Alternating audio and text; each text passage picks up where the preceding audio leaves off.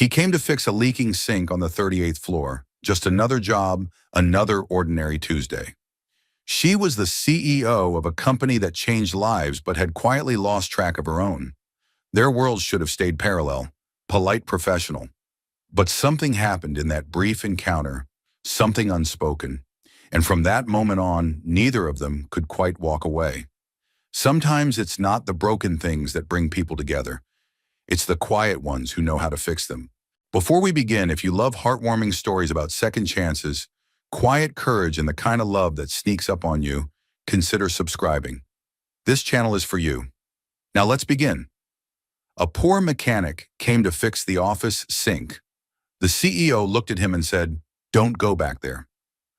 The automatic doors of the 38th floor whispered open, releasing a whoosh of sterilized air and the faint hum of a high-end espresso machine. Inside, everything gleamed: brushed steel fixtures, frosted glass panels, the kind of immaculate order that suggested important people move through here, making important decisions. And into that world walked a man in a faded navy blue work shirt with the name Ben stitched over his chest. He stood for a moment just past the threshold, toolbox in hand, feeling as out of place as a wrench in a jewelry box. His boots, worn and dusty from another job across town, squeaked awkwardly on the polished floor. A receptionist glanced up from her screen and frowned. "This floor isn't for maintenance," she said. Her voice clipped. Ben checked the job order again, tracing the handwriting with his calloused thumb. "Says here it's the executive suite. Something about a leak under the sink." The woman gave a tight smile, the kind you give when you'd rather not argue in front of strangers. "Someone must have sent you the wrong way. Facilities is through the service elevator, sub-level 2. Before Ben could reply, a voice clear, measured and unmistakably authoritative, echoed across the space. "It's fine, I called him up here." The receptionist straightened immediately. "Miss Whitmore." "I didn't realize." "It's fine," Claire said again, softer this time. Then she turned to Ben. "You're with All Fix Plumbing." Ben gave a single nod. "Yes, ma'am." She looked at him for a long beat, her gaze unreadable, not judging, just seeing. Then she tilted her head toward the corner office at the end of the corridor. "Come with me and don't go back there." Ben blinked. "Sorry."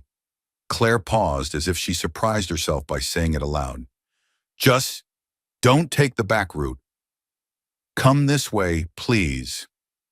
There was something in her tone, not commanding now, but imploring, that made him follow without questioning. He adjusted the strap on his toolbox and trailed behind her, Claire Whitmore. Even Ben had heard the name: tech entrepreneur, green energy pioneer, Forbes 30 under 30, before she was old enough to rent a car. Now the youngest CEO of one of the most promising sustainability startups in California. A woman who'd climbed fast and hard in a man's world, and yet from where he walked she didn't seem arrogant, just tired. The office was expansive, surrounded by floor-to-ceiling windows overlooking the bay, but sparsely decorated: a single abstract painting, a long table with untouched coffee cups, one orchid on the desk slightly wilted.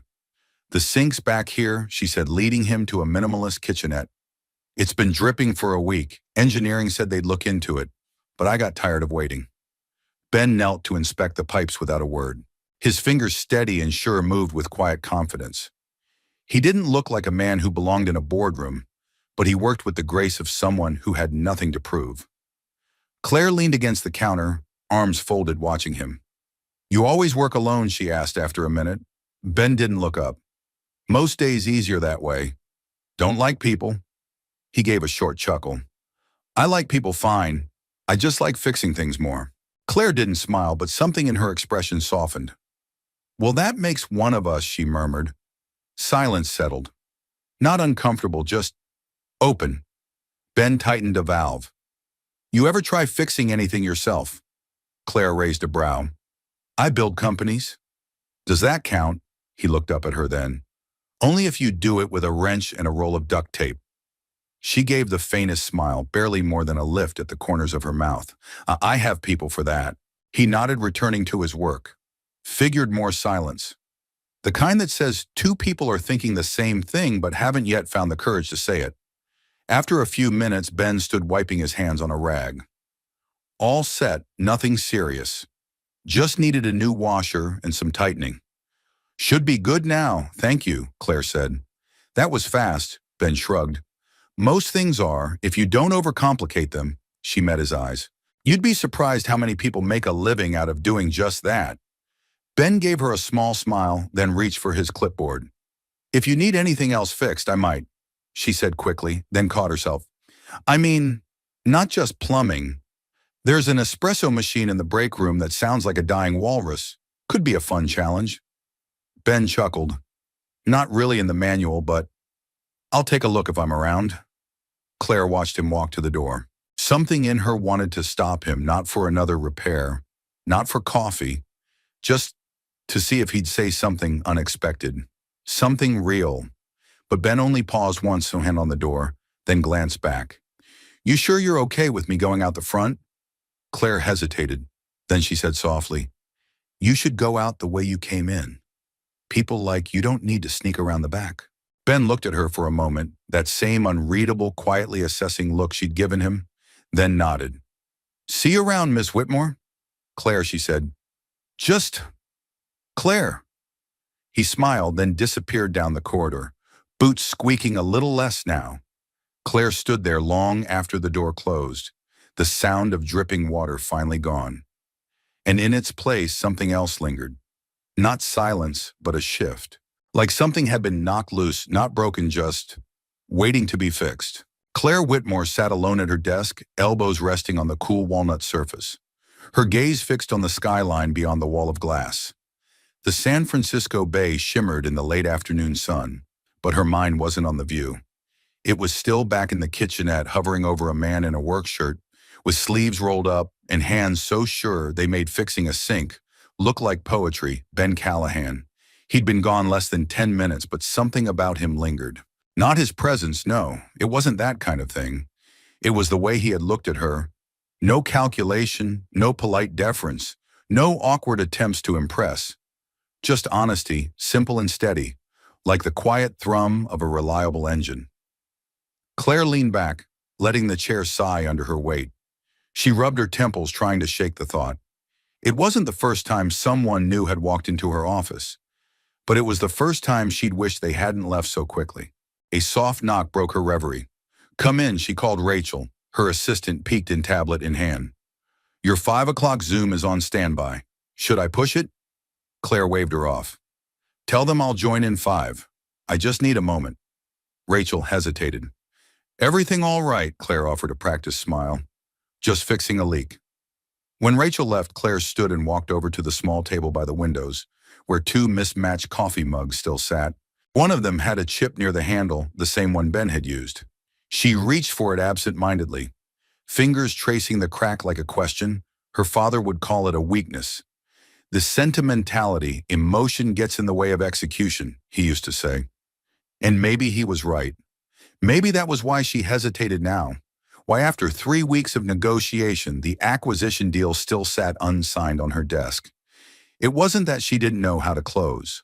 Claire had brokered tougher deals at 28 than most executives did in a lifetime.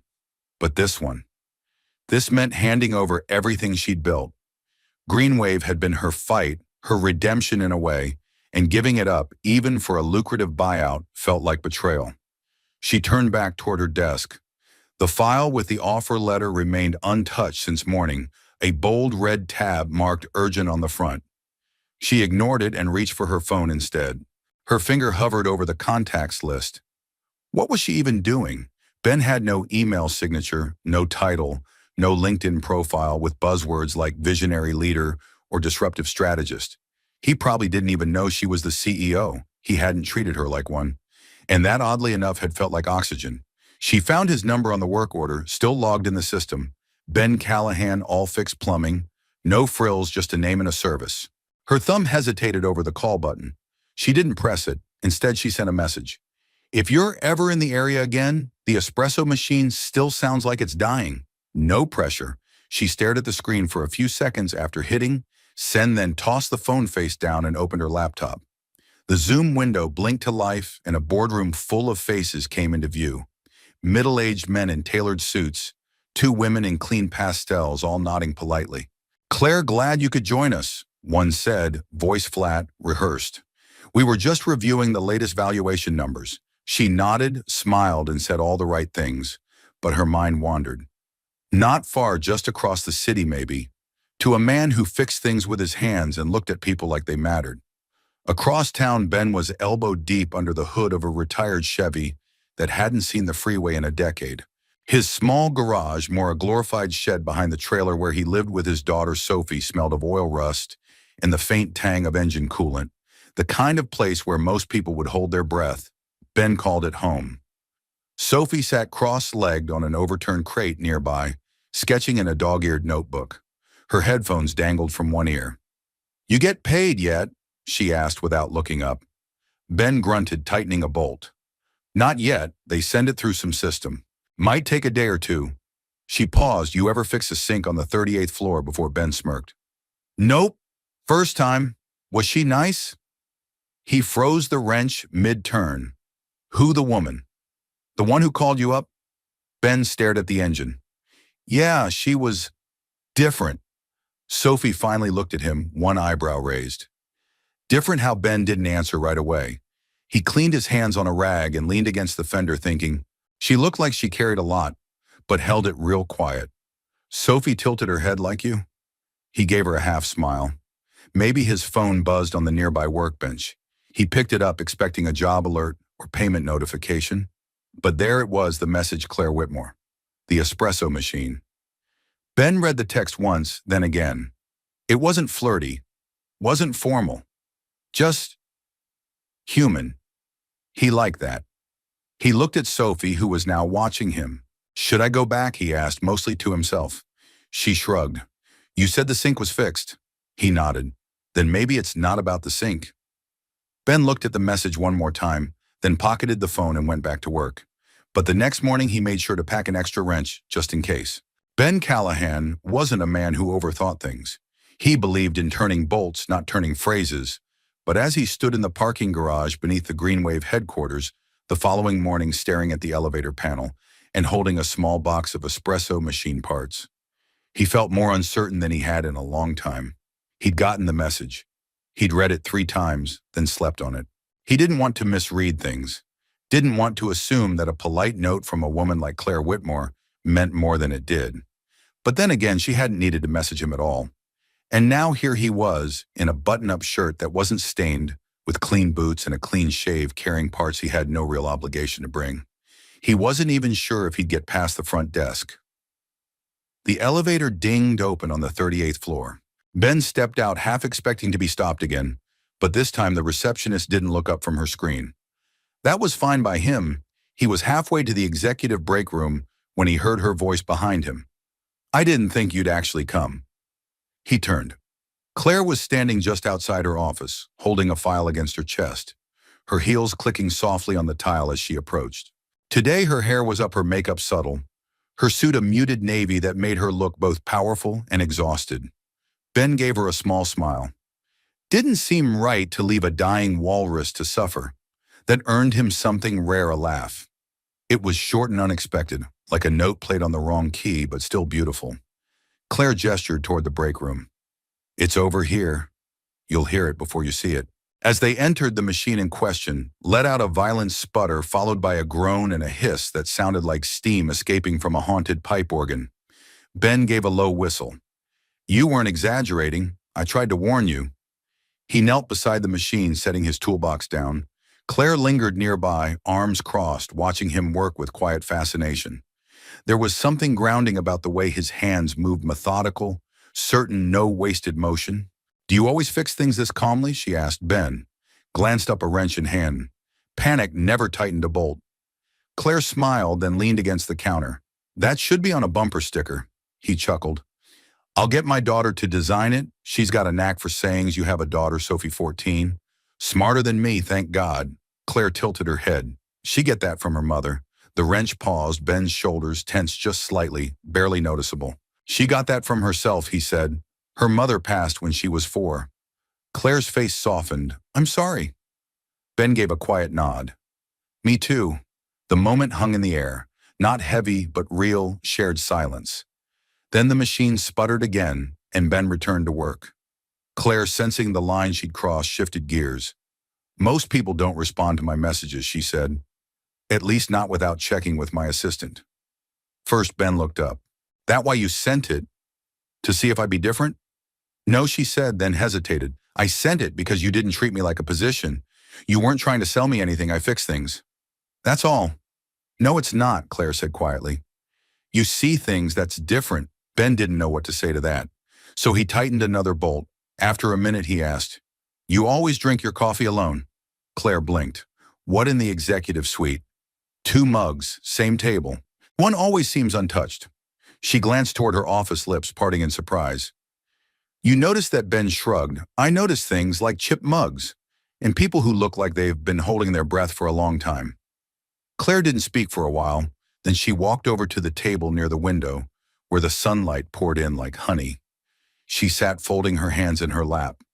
I used to have a partner, she said. In business and in life, we built this place together. Then he sold his shares and left Syed. I cared more about saving the planet than saving us. Ben looked at her, really looked. Not the suit, not the CEO, but the woman. And he saw it, the cost of ambition, the ache of solitude disguised as success. Maybe he didn't know what it meant to stay. Ben said. Claire smiled faintly. Maybe I didn't know what it meant to let someone. They sat in silence while the machine finished humming back to life, finally purring like it was supposed to. Ben stood wiping his hands, all set. He said, No more haunted sounds, just espresso and expectations. Claire laughed again twice in one morning. A record. Can I pay you for this? Ben shook his head, already covered. Call it a loyalty discount to what coffee? To people who don't hide behind doors, he said, then added, even when it'd be easier to. Claire looked down, then back up. You're not what I expected. Ben slung his toolbox over his shoulder. Neither are you. He turned to go, then paused at the doorway. If you ever need help with something that's not a machine, I'm decent with messes too. Claire smiled. I'll keep that in mind. As Ben disappeared down the corridor, Claire sat for a long while staring at the second coffee mug now filled and warm on the table. For the first time in a very long time, she didn't drink it alone. The hallway of Claire Whitmore's childhood memory had always been painted white, the sterile kind of white found in old hospitals and unrenovated schools. But in her dreams, that hallway always led to one thing, the sound of dripping water and a closed door she could never open. That morning, as she stared at the security footage of her office lobby, not for safety reasons, but just to confirm that yes, Ben Callahan had indeed returned for the espresso machine, Claire found herself remembering that door again. Maybe it was the way he'd looked at her, or the way he noticed things others didn't. But before she could follow that thought, her phone buzzed. Missed call, head of PR, voicemail. 1 minute 47 seconds. She pressed play. A polite panic poured through the speaker. Hi Claire, sorry to bother you early. There's been some chatter online. Apparently someone from the custodial department recorded a TikTok last night of our sub-level. The pipe leak is worse than we thought. The footage has already hit 40,000 views. It's being framed as an environmental irony. You know, green tech company with flooding issues. Thought you'd want to know before the board calls. Claire closed her eyes and exhaled. The irony wasn't lost on her. She slipped on her blazer, and headed for the sub-levels. Meanwhile, on the other side of town, Ben had his own crisis brewing, this one over a half-eaten granola bar and a hastily packed lunchbox. Dad, they said, if I don't pay the second tuition installment by Friday, I can't register for the art elective. Sophie said, sitting cross-legged on the kitchen counter in her school hoodie ponytail, bouncing with every word Ben set down his mug. I thought they gave us until the end of the semester. They moved it up. Something about budget cuts. Miss Landry even offered to sponsor me, but I said no. Ben raised a brow. You said no. Sophie straightened her shoulders because I knew you'd figure it out. He smiled tightly, masking the dread rising in his chest. I'll call them today. You sure I've got a few invoices clearing? We'll be fine. Sophie grinned. I knew it. You always make it work. She hopped off the counter, kissed his cheek, and grabbed her backpack. When she was gone, Ben sat in silence, sipping lukewarm coffee, the smile long gone. By midday, Claire was in the sub-level basement, walking carefully over damp concrete. Pipes groaned above, echoing like a warning. A thin stream of water trickled from a junction behind the main utility panel. Facilities had taped a handwritten sign over it. Do not touch. Awaiting external service. Claire ripped the sign off and dialed the number from memory. All Fix Plumbing. It's Claire Whitmore, she said, from Greenwave. There was a pause. Then what's broken this time? She smiled in spite of herself, a little more than coffee. You free this afternoon? Ben arrived 2 hours later. He was quieter than usual, not distant, just carrying something heavy.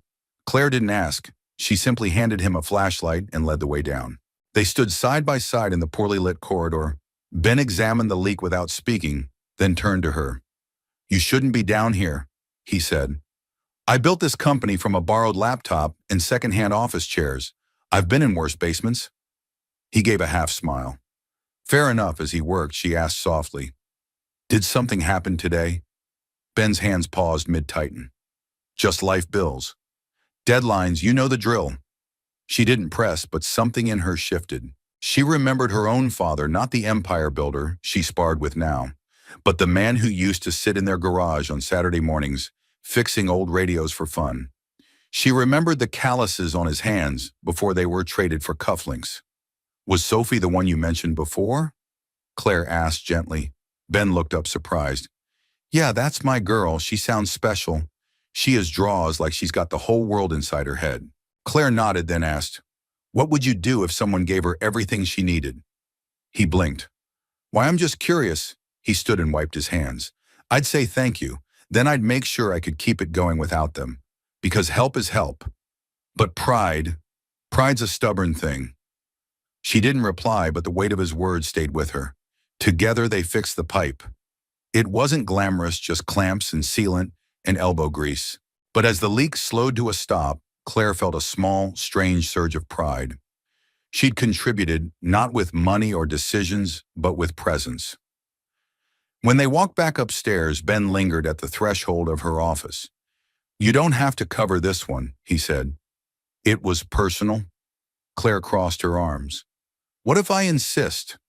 Then I'll send you a proper invoice, he said with a smirk. She was about to reply when her phone buzzed, this time a notification from the school board. Ben glanced at the screen and paused.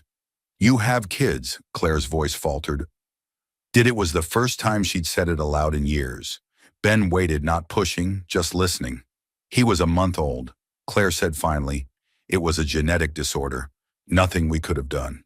His name was Lucas. The silence between them was deep, not uncomfortable, but holy. I'm sorry, Ben said softly. Me too. They stood in that quiet, and something unspoken passed between them, a shared grief, different in shape but equal in weight. Then Claire said, you know you're a terrible plumber. Ben raised a brow, because every time you fix something, you leave something else leaking. Ben laughed, and for the first time in days, so did she. As he turned to go, Claire called after him. Ben, he turned. I know you said help is help, but if I were to offer it not out of pity but out of belief in someone, would you take it? Ben's expression was unreadable for a long moment. Then he said I'd think about it. And then he left, toolbox in hand, leaving behind a pipe that no longer dripped and a heart that suddenly did. Ben Callahan knew better than to get comfortable in places like the 38th floor. He wasn't built for offices with touchless faucets and air that smelled like eucalyptus. Still, over the past few weeks, he'd walked those hallways more times than he could count, fixing this, adjusting that, always under the radar.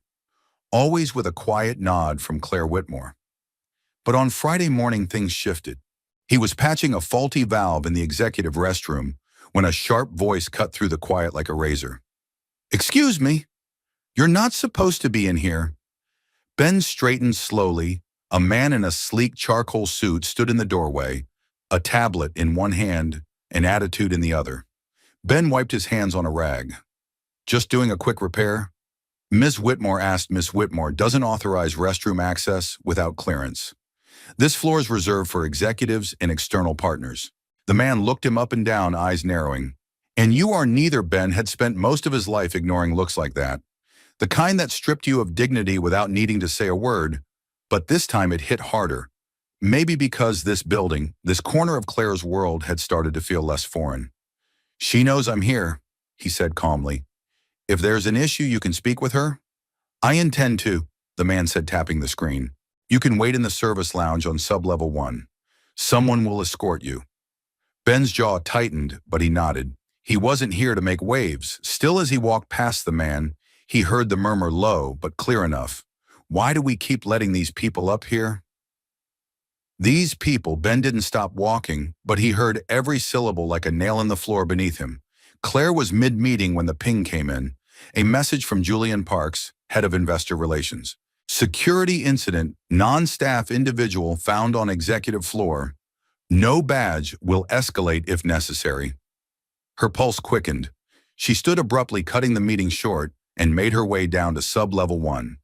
Ben was sitting alone on a bench near the boiler room, arms crossed, toolbox at his feet. He didn't look up when she approached. I'm so sorry, she said still. He didn't look at her. Didn't realize fixing a leaky sink required clearance these days. Julian had no right to speak to you that way. I didn't know you didn't stop it either. That stung more than she expected. I wasn't there, she said softly. That's kind of the point. He finally looked at her, and the hurt in his eyes wasn't about a restroom or a badge. It was something deeper, older. I've been invisible in nicer places than this, he said. But I thought this one was different. Claire sat down beside him, her heels tapping quietly on the concrete. It is different, she said. He gave a half smile, one that didn't reach his eyes. Doesn't feel like it. Claire hesitated, then reached into her coat pocket. She pulled out a slim access card with a dark green stripe, executive clearance. Take it, she said. From now on, you don't wait in basements. Ben looked at the card, then back at her. You sure about that? People might start talking. Let them, she said. They already do. He took the card but didn't pocket it right away. You think a plastic badge fixes what's broken? No, she said, but it's a start. And so was the sink and the espresso machine and the pipe in the basement. Ben laughed once, dry and tired. You trying to fix me now? Claire shook her head. No, I'm just tired of pretending. Some people belong more than others. He studied her for a long moment. You ever feel like you don't belong? She gave a faint, bitter smile. Every day, silence stretched between them. But this time it wasn't awkward, it was understanding. Then Claire's phone buzzed, a calendar alert. Her quarterly earnings call was starting in 7 minutes. She stood brushing imaginary lint from her coat. I have to go spin some numbers for the shareholders. Ben nodded. Claire hesitated. Can I see you later? He looked at her. Really looked. You mean in a place that doesn't require clearance? She smiled. Anywhere you like. He watched her walk away, the echo of her heels fading into the hum of the boiler. He looked down at the access badge in his hand, thumb brushing the edge. It wasn't about the badge, it was about being seen. That evening back at home, Ben was grilling 2 slightly lopsided hamburgers on a rusting charcoal grill behind the trailer. Sophie sat nearby, her sketch pad, open pencil, scratching quietly. You look like someone who had a day, she said, not looking up. Ben flipped a burger, had a run-in with a suit, like courtroom suit or business suit, worse, middle management. She snorted. Want me to draw him with a giant head? Make sure you add a tiny heart.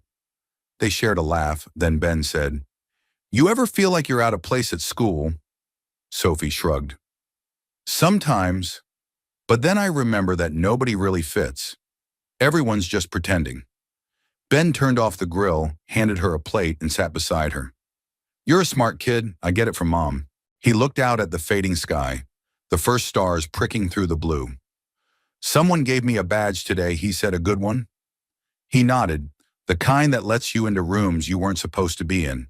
Sophie chewed a bite of burger and said, cool. But you know, you don't need a badge to belong somewhere. Ben looked at her. No, she shook her head. You just need someone on the other side who wants you there. He smiled. And for the first time in a long while, he believed it. The gallery had once been her sanctuary. Before Claire Whitmore became the face of Greenwave, before boardrooms and burn rates and shareholder pressure, she'd spent her late nights in places like this, white-walled, hushed, the scent of linseed oil and varnish, lingering in the air like a half-forgotten memory. She hadn't painted in nearly a decade, but the ache still lived in her fingers, the hunger for stillness in a world that never stopped asking for more. Now she stood before a canvas she hadn't touched in years. It was propped in the far corner of her apartment, hidden like a secret. The colors had faded warm earth tones, rough brushwork, but the feeling was still there. She remembered painting it during her first year at Stanford, one lonely weekend, when her father had called to cancel their plans again. He'd always had a reason. Deals don't wait. Claire. The world doesn't slow down for feelings. She had believed him then. She had stopped asking. Now, standing alone in the early blue of morning, she wondered if that was when she'd begun to build the armor, and why now she was beginning to take it off. Her phone buzzed on the kitchen counter. A new message, Ben Callahan. The espresso machine's still running like a dream, but the paint on your break room wall's starting to peel. Want me to take a look? She smiled. Only if you promise not to fix anything else? I didn't ask for. His reply was near instant. No promises. I've got a wrench and a soft spot for lost causes. That afternoon, Claire met Ben outside the office building, not on the 38th floor, but on the street. No security badges, no receptionists, just the two of them and the rusted-out Chevy pickup he called his company car.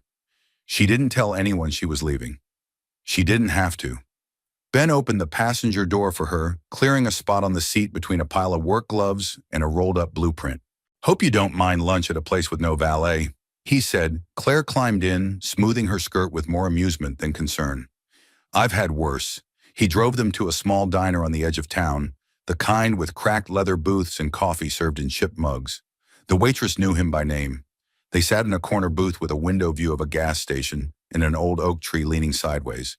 Ben ordered a BLT. Claire chose the grilled cheese. So he said as he stirred his coffee, "What do CEOs do on their day off?" Claire looked at him, then out the window. "If I told you I used to paint, would that surprise you?" "A little," he admitted.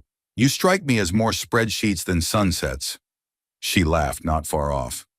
"What happened?" Claire toyed with her napkin. "I started winning, and somewhere along the way I got scared that stopping meant losing." Ben nodded slowly. "And now I think I'm tired of winning things that don't matter." He looked at her eyes, steady kind. "Then maybe it's time to start losing the right ones?" Claire smiled, but it didn't quite reach her eyes. Not yet.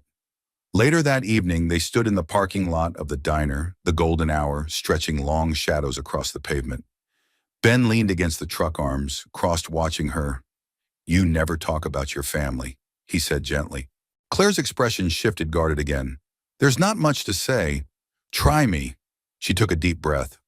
"My father's a titan," she said flatly. "Built a fortune in fossil fuels of all things. He always wanted a son. Got me instead." Ben didn't respond, just waited. I tried to earn his respect. Started Greenwave to prove I could build something clean. Something that mattered. She paused. When it started succeeding, he offered to buy it. Said that was the only way it would last. Ben's voice was quiet. "What did you say, that I'd rather burn it down than let him own it?" "And did he listen?" Claire looked down. He listened the way. Powerful men always listen, with a checkbook. Ben let out a slow breath.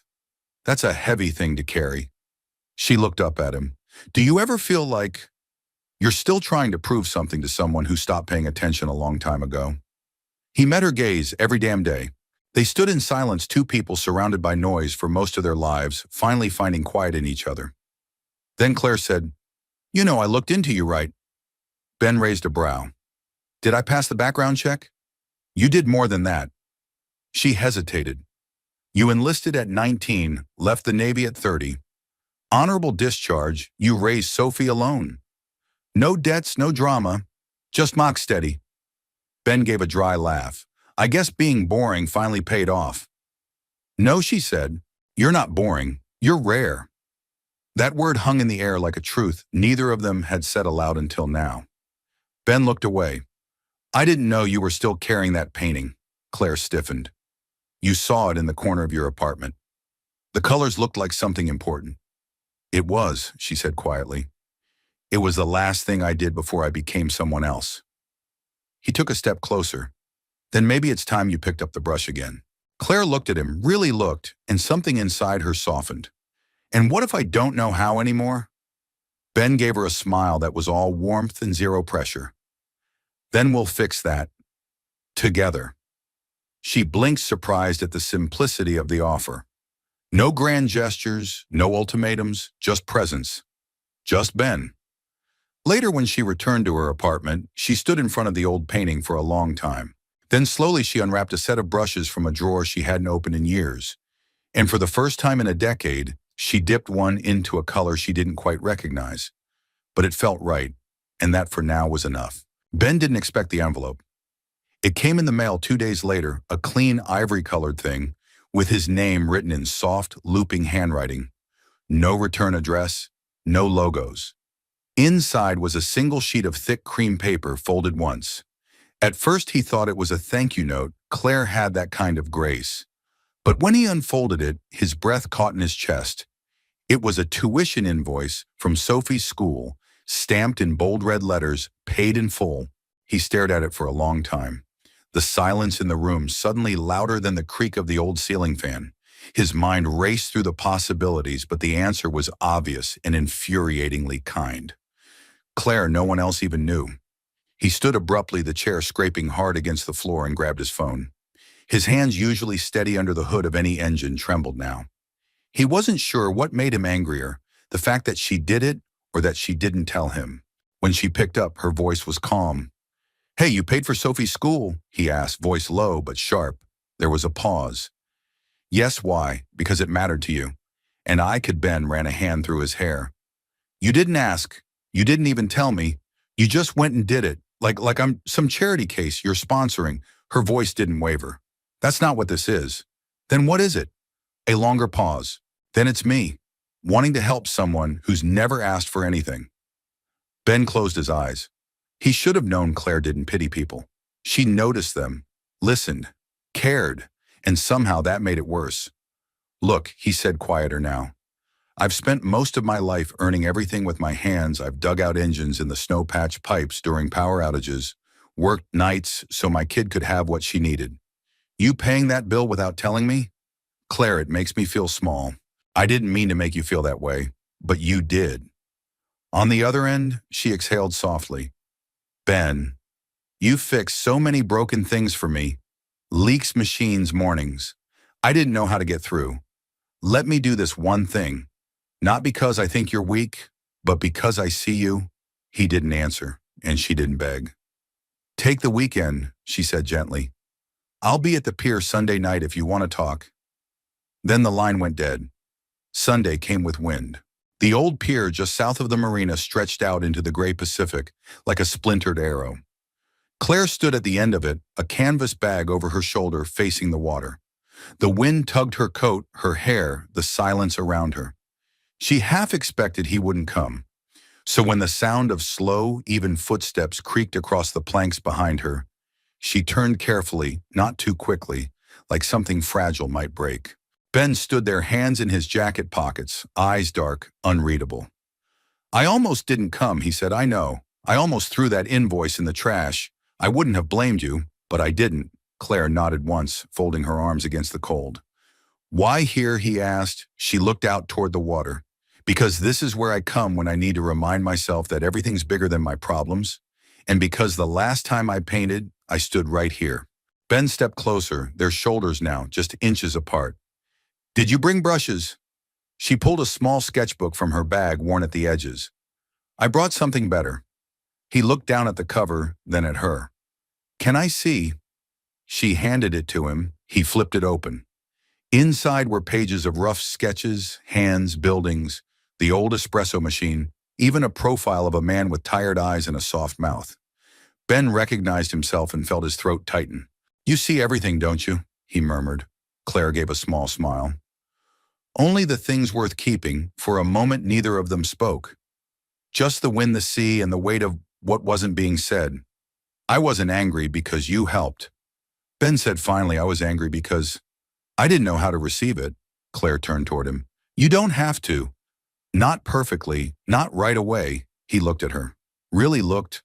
And in that instant, something gave way inside him. Something he didn't even know he'd been holding. "Every time someone's helped me," he said, "they've disappeared afterward, or they held it over me. But you just stayed." Her voice dropped to a whisper. "I didn't know how to leave." And then, almost without thought, Claire reached out. Her hand found his, not grabbing, not pulling, just being there. Ben didn't flinch. He didn't step back.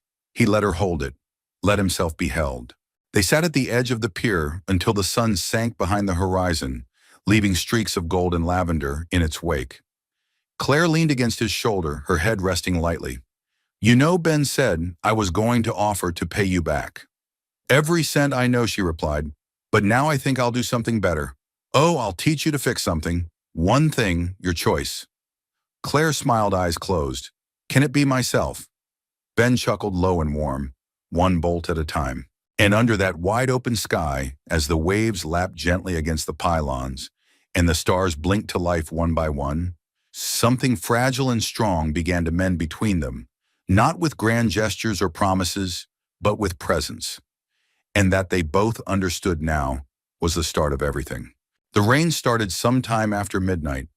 Ben lay awake in the narrow bed of his trailer, staring at the ceiling, listening to the soft patter on the metal roof, that old steady percussion that always reminded him of his Navy days nights, spent curled beneath steel hulls with the ocean just inches away. Only now, instead of thinking about engines or watch duty, his mind was full of Claire. Since the pier, something in him had loosened. He didn't feel like he was drifting anymore. But he wasn't anchored either. He turned toward the small desk beside his bed. Sophie's latest sketch was pinned to the wall, a whimsical drawing of him standing beside an espresso machine with a wrench like a sword. She'd added a cape this time. He smiled, then his phone lit up. Claire, 12:14 a.m. He sat up instantly. "Hey," he answered, voice low, unsure.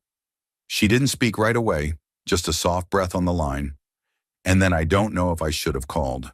"You can call me," he said gently. Anytime a pause, I needed to hear a voice that didn't want anything from me. Ben shifted upright. "Is this about the board?" Claire gave a soft laugh, too quiet to be real. "They're ready to sell. The vote's coming up Monday. My father's flying in to help me transition." That's what he calls it.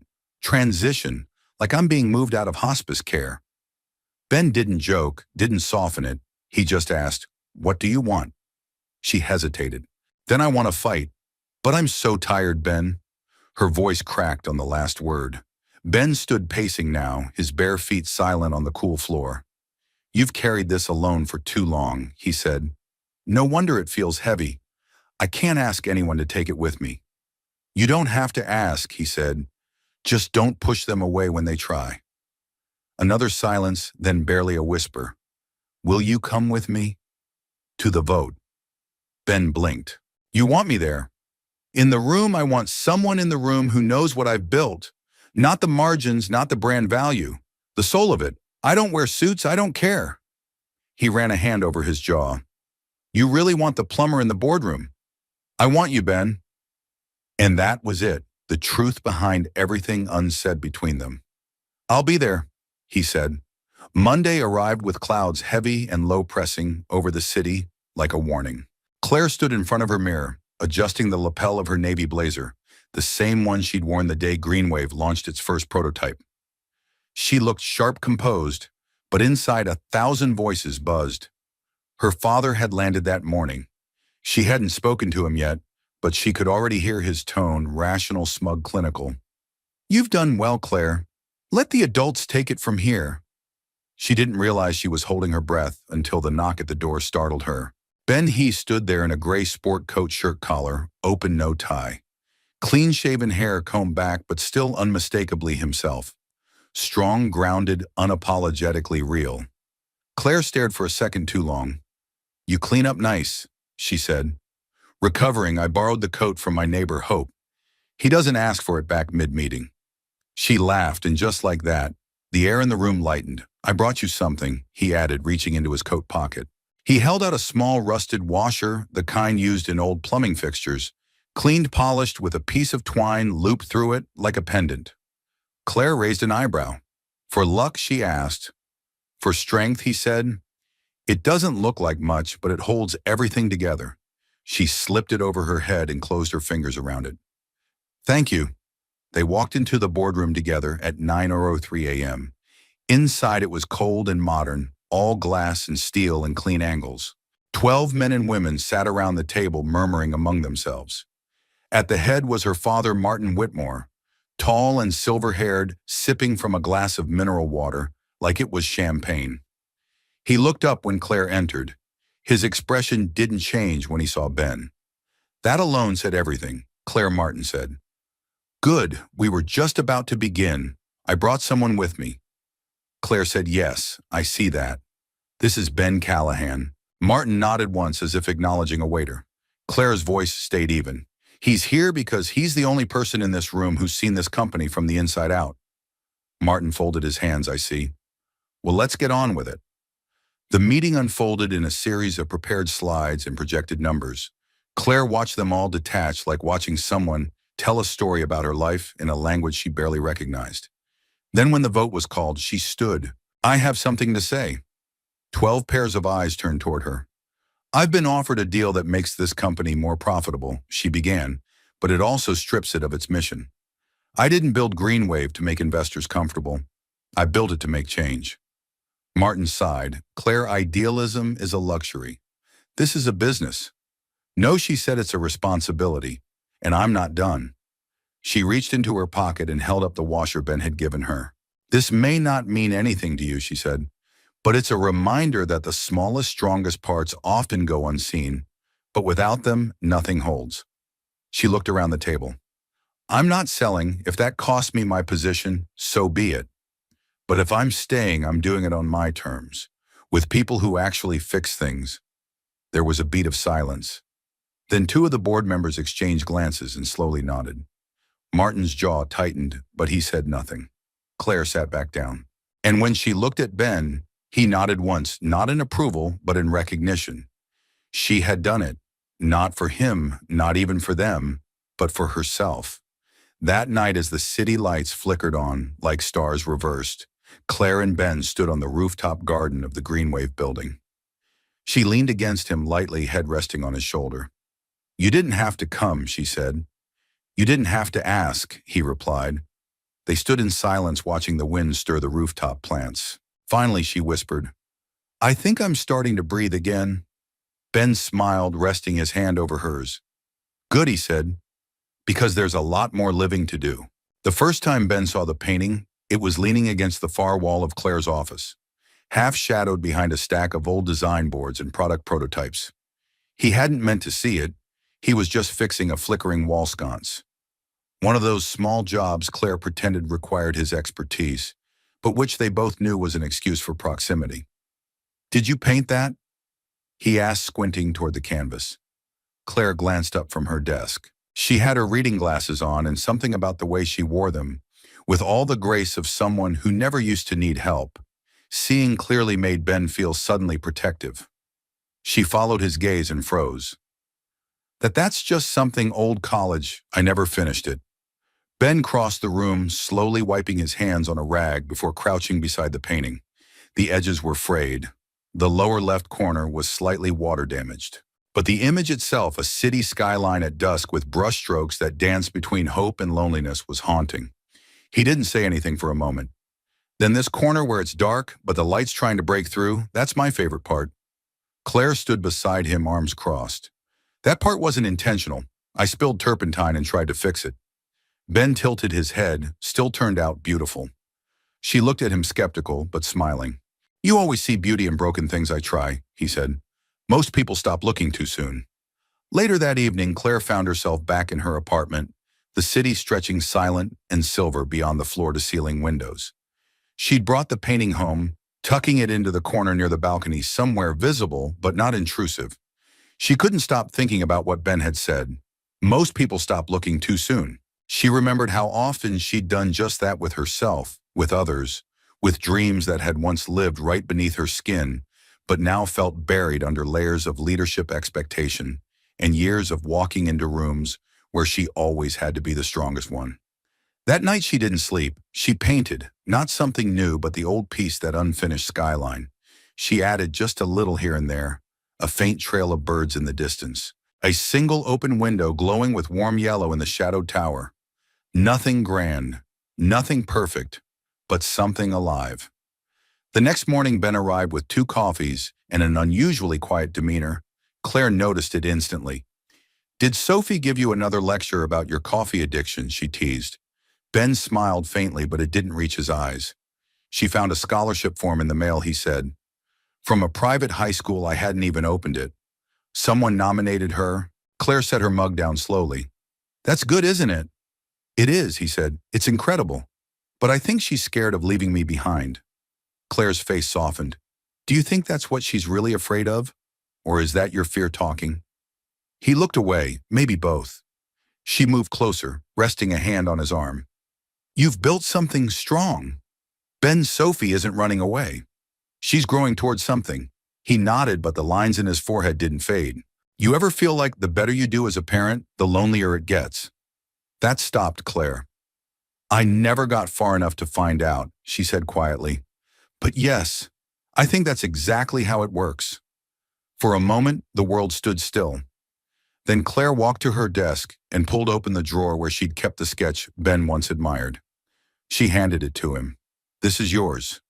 He unfolded it slowly. It was a drawing of him, not the literal version, but one rendered in gestures and energy. The curve of a shoulder turned to listen. The strong lines of hands at rest, the suggestion of a man who fixed things, not just with tools, but with presence. He swallowed Claire. This is unfinished, she said, like most good things. That afternoon, while Claire attended a partner summit, Ben stayed behind at Greenwave, helping Sophie, who'd stopped by after school, assemble a new set of adjustable shelving in the community workspace Claire had recently greenlit. Sophie worked in focused silence, her ponytail swinging behind her as she drilled the brackets into place. You sure you want to do that art program? Ben asked gently. Sophie didn't look up. Do you not want me to? He shook his head. That's not what I said. She paused, turning toward him. Then what are you afraid of? Ben rubbed the back of his neck. That I'll wake up one morning and realize I didn't prepare you for everything. That I gave you love, but not enough tools.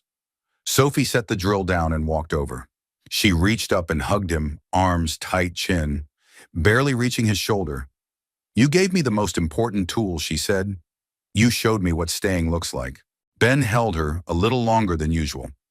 Later, when Claire returned and saw the two of them laughing over a crooked shelf that tilted ever so slightly to the right, she felt something inside her shift like a window finally opening in a house that had been sealed for winter. She didn't say anything, just watched. Watched the man she once met fixing a leaky sink, now building something far more delicate. And for the first time in years, she felt like something inside her had been repaired, not patched but restored. The sky broke open just after dusk. Not the soft, nostalgic drizzle of San Francisco's usual spring showers, but a hard, cleansing downpour, the kind that made people pull their coats tighter and cars slow on the freeway. But Ben Callahan didn't mind the rain. He'd always liked the honesty of it. At that hour, he was on his front porch, a patched-up wooden stoop with a view of nothing but gravel power lines and a leaning mailbox that hadn't stood straight in years. He sat with a mug of coffee, watching the rain cut silver lines through the amber light of the street lamps. His truck was in the driveway. The house was still. Sophie was out for a school art show, her first real one, and he'd promised not to hover. She'd left wearing lipstick and a blazer, 2 sizes too big from Goodwill. He'd barely recognized her, but she'd kissed him on the cheek and said, "Don't wait up." He smiled now, thinking of it. Then headlights appeared at the far end of the street.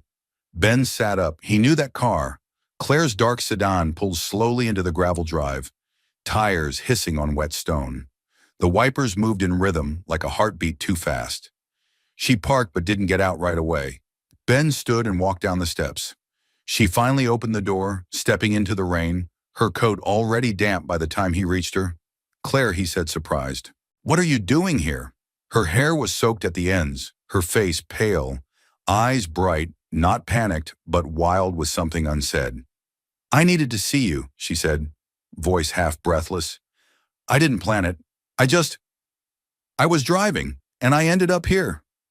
"You could have called," he said gently. "I didn't want to talk on the phone." He searched her face. "Is something wrong?" She shook her head. "No, not wrong. Just," she swallowed. "I've spent the last 3 days preparing for the next board meeting, getting the new sustainability division budget in place, writing mission statements, polishing investor packets, and none of it feels real." He said nothing, letting her speak. She stepped closer, her coat darkening with each drop. "The only thing that's felt real all week was you. You and Sophie. That crooked shelf you two hung. The stupid espresso machine, that washer you gave me." Ben blinked. "Claire." "No, let me say this." Her voice broke. "I keep trying to hold everything together. The company, the story, myself. But the truth is, the only time I feel like me is when I'm standing next to you." Ben's chest tightened, something inside him, cracking in the warmest, most terrifying way. She stepped forward, raindrops clinging to her lashes. "I've been strong for so long, I forgot how to need someone." His voice was low. "You think needing someone makes you weak?" "I used to," she whispered. "But then I met you." And then, before either of them could second-guess it, she reached out and touched his face, fingers cool from the rain resting just below his jaw. Ben caught her hand, pressing his palm against hers. "Come inside," he said quietly.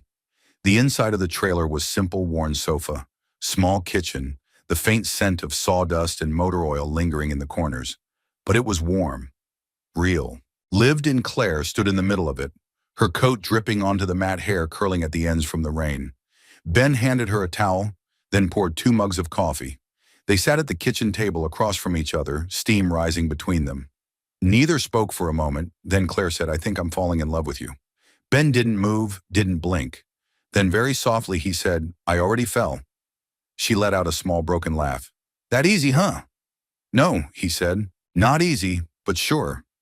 He reached across the table, his rough fingers curling gently around hers.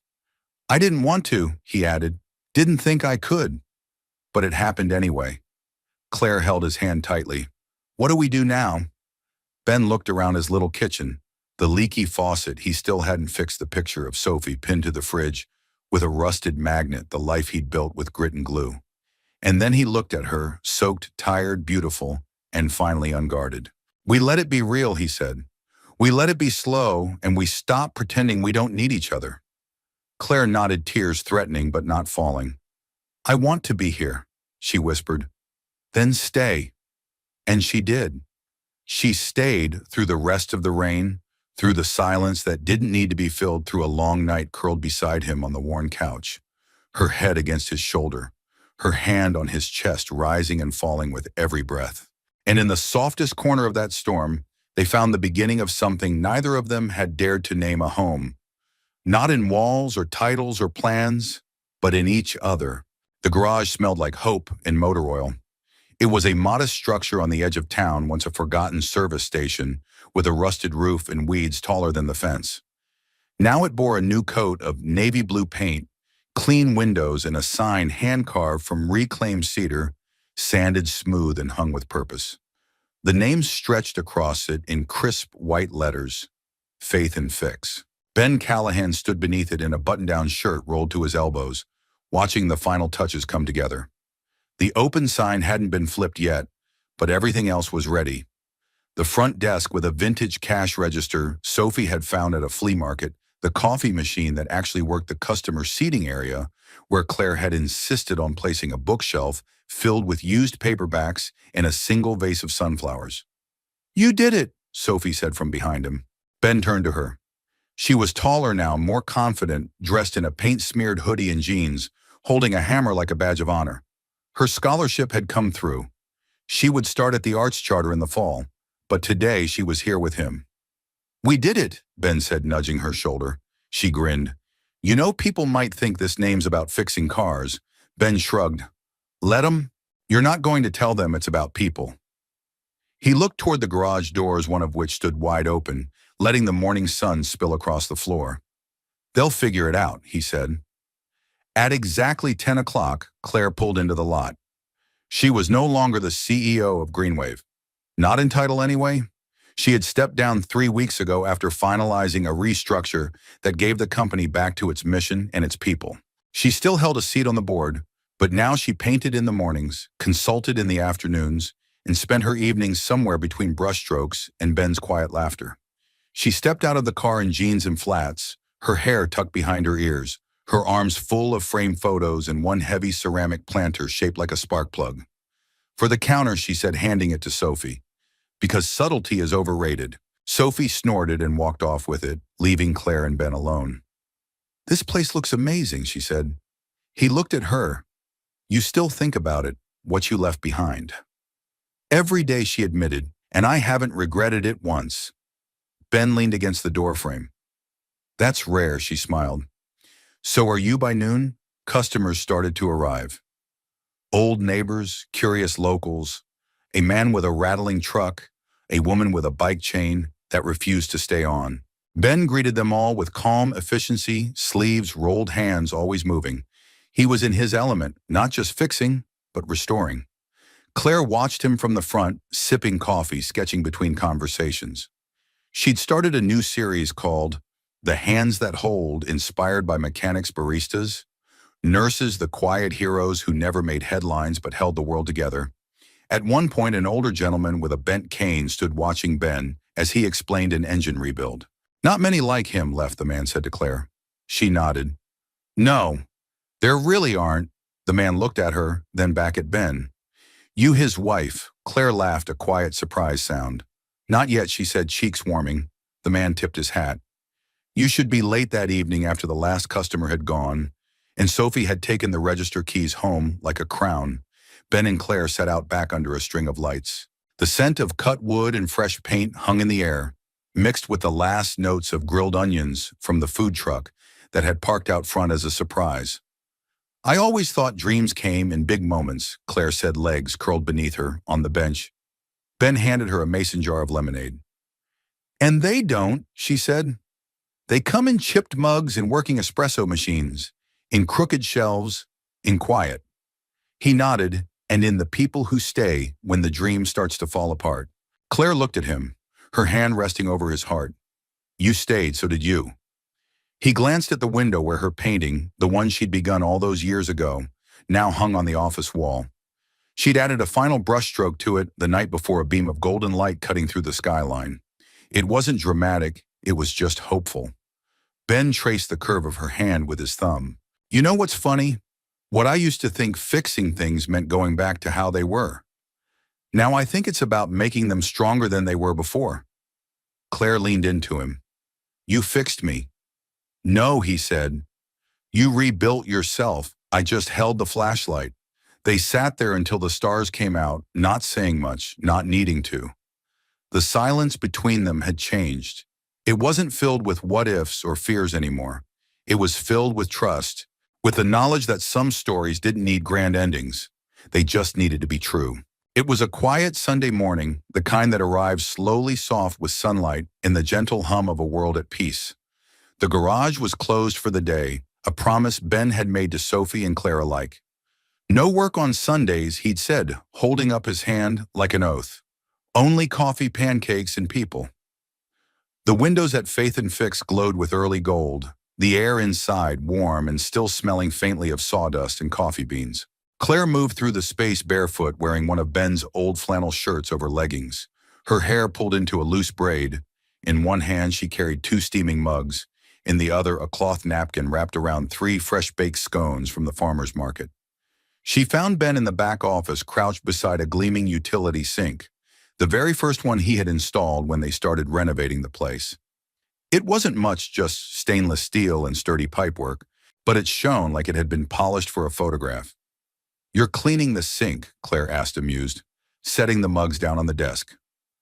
Ben glanced up, smiling tradition. Claire folded her arms, leaning against the doorframe. This some mechanic ritual I should know about. He stood wiping his hands on a rag. Not exactly, just I like remembering where things started. She stepped forward, handing him a mug. Funny, so do I. They sat on the small leather love seat near the window, steam curling from their cups, the quiet between them full of memory and meaning. The soft click of Sophie's sketching pencils drifted from the front of the shop where she was curled up with her portfolio, already preparing for her fall classes. Somewhere outside, a sparrow flitted along the edge of the sign, chirping in approval. Ben sipped his coffee, then turned to Claire. You know, when I first walked into your office to fix that leaky sink, I didn't think I'd be invited back. Claire smiled over the rim of her mug, and yet somehow you fixed the espresso machine and my life in the same week. He chuckled, rubbing his jaw. I didn't fix your life, I just handed you a few tools. Sometimes, she said softly, that's all we need. She leaned into him, resting her head on his shoulder. For a long moment they said nothing, just sat there surrounded by the comfort of shared space and the quiet wholeness of being known, not for what they had achieved or how perfectly they played their roles, but for who they had become when they allowed their cracks to show. Later that afternoon they took a drive, not anywhere fancy, just out toward the hills where the roads curved lazily through golden grass and wildflowers.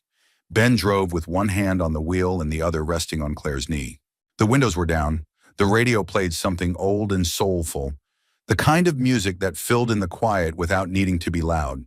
Claire reached into the glove box and pulled out a small brown envelope. What's this? Ben asked. She handed it to him. Open it. He did carefully, like it might contain something sacred. Inside was a photograph, faded, a little frayed at the edges, but still clear. It was the first day they opened Faith and Fix. Claire standing on the porch with Sophie and Ben, all three smiling, sun in their eyes, grease on Ben's shirt. Joy unmistakable. He looked at her.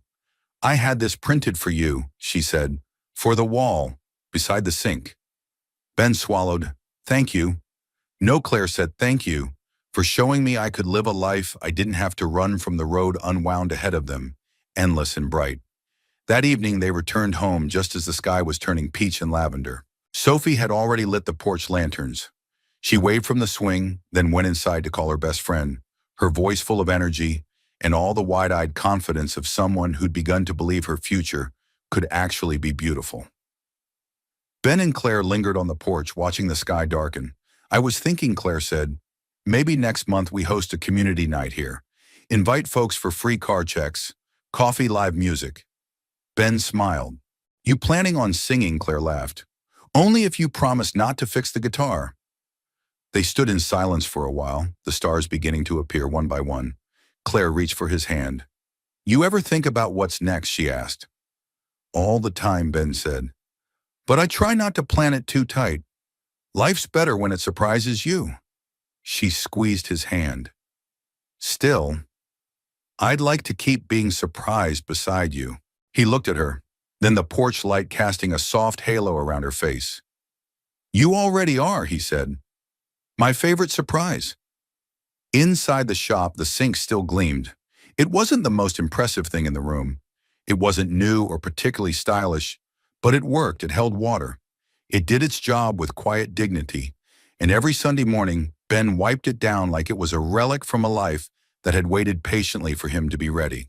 Some things, the right things, don't need to be replaced.